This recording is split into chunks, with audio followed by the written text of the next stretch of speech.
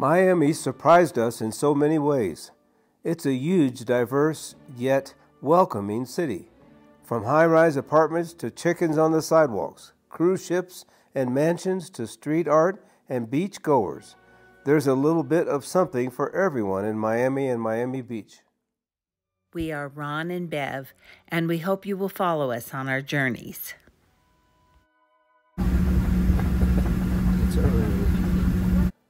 We left on a Tuesday morning from the Colorado Springs Airport, changed planes in Dallas, and headed to Miami. When we got there, we stayed at the Embassy Suites Hotel, which looked quite magnificent. Oh, it was a beautiful hotel. Oh, this is quite the place. One of the things we did quite frequently was to take a lift ride. It was interesting because none of our drivers spoke English as their first language. Some of them didn't speak English as their second or third language. We did ask the first Lyft driver to take us to Little Havana. That was interesting. Yes, it was. It soon turned out we were not in the tourist area at all, right? No, we were not in the heart of Little Havana. We walked for blocks and blocks trying to find something, yeah. I finally found a woman that could speak English that was getting her nails done. That's right. Somewhere along there, we were ready for dinner, and we thought we had found a Cuban restaurant. Our first night in Miami, and we're eating Cuban food. Yes. We don't know what it is, but I'm sure it will be good. It was really Colombian, I believe. Colombian, yeah.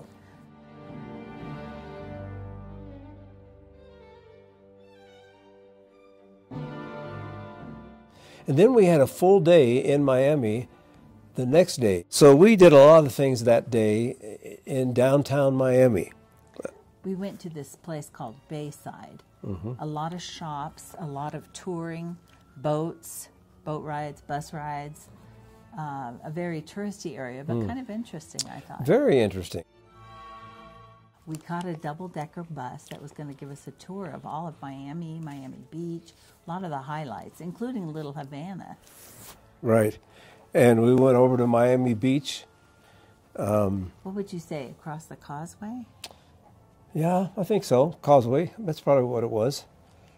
That separates, there's a body of water that separates the city of Miami from Miami Beach.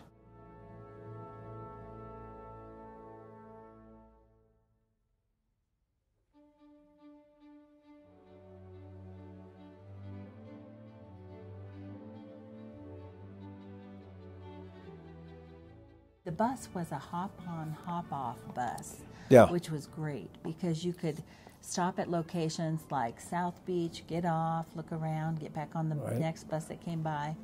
Same with Little Havana or Wynwood. Right. They also took us to the Miami Design District. Right. There's several themed areas in Miami, and we toured those, and we got off at some places. In particular, we got off along by the beach in Miami Beach and spent a little time there.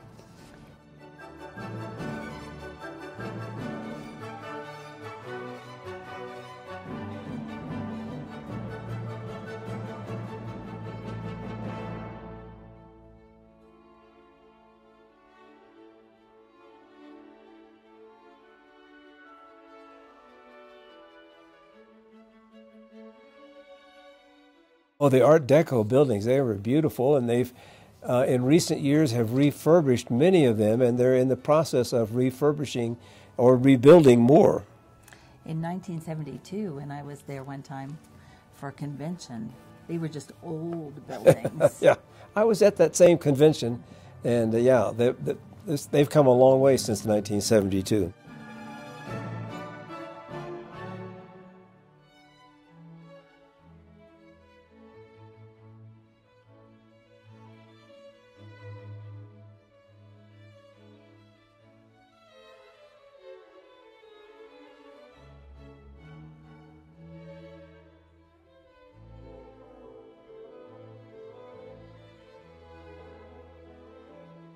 In Miami itself, we saw a lot of really wildly decorated buildings.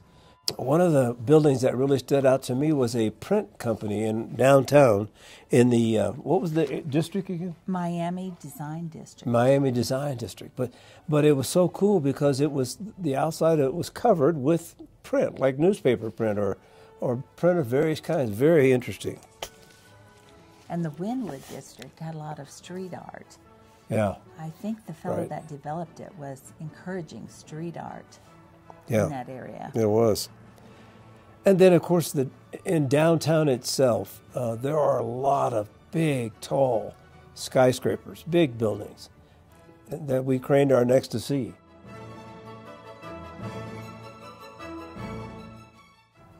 When we went back to Little Havana, by the way, we found a great bakery.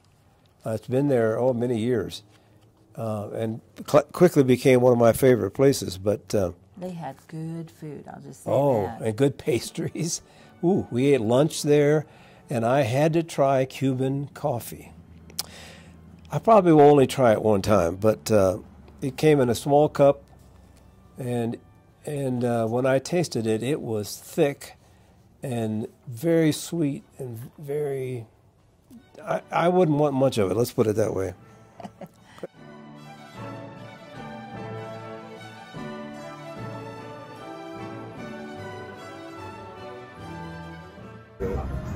I think this might be a Cuban sandwich, and this is key lime pie.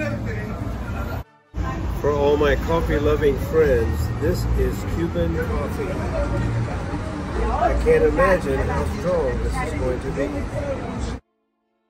They did have some interesting other things in Little Havana. One was chickens running around. The chickens. Roosters. Running around, right around us as we sat in front of that cafe.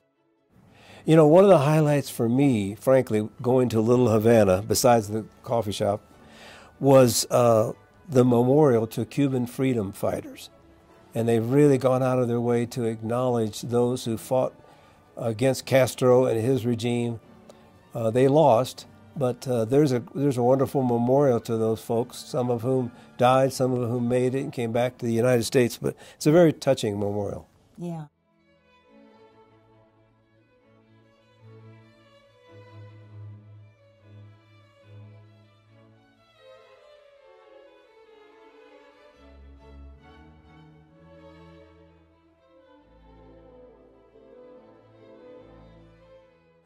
We came to Miami for a cruise to the Bahamas, and we added a day before and after to see this dynamic city.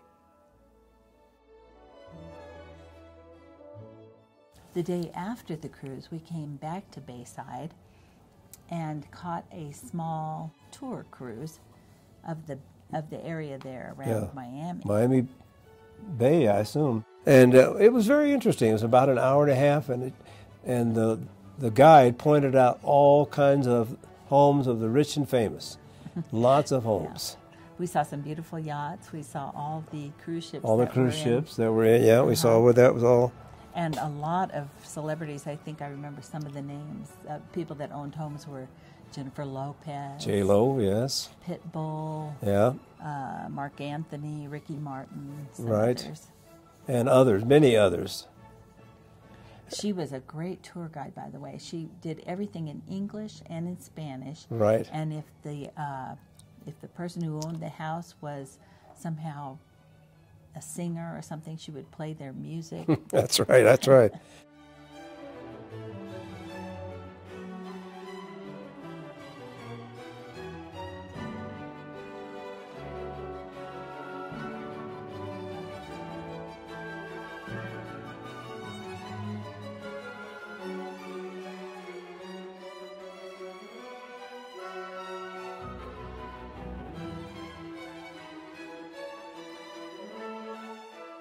And then as we were coming back in, of course, we saw once again, the beautiful skyline of Miami.